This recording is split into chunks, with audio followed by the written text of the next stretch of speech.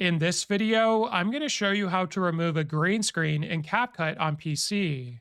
So first you want to go to import and import the video file that has the green screen or blue screen. And then once you've done that, it should appear here, and then you can drag it onto your video timeline. So what you want to do is click over it so we can actually see what's going on in the video playback. Then we're going to actually click on the video file.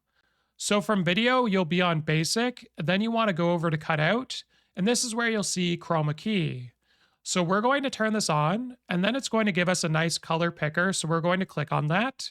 And then you simply want to press anywhere where the green screen is on your video.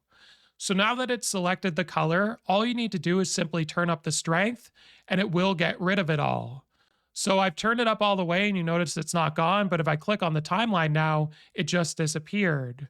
So this also works on blue screens or any color. You just need to simply select it and then turn up the strength all the way.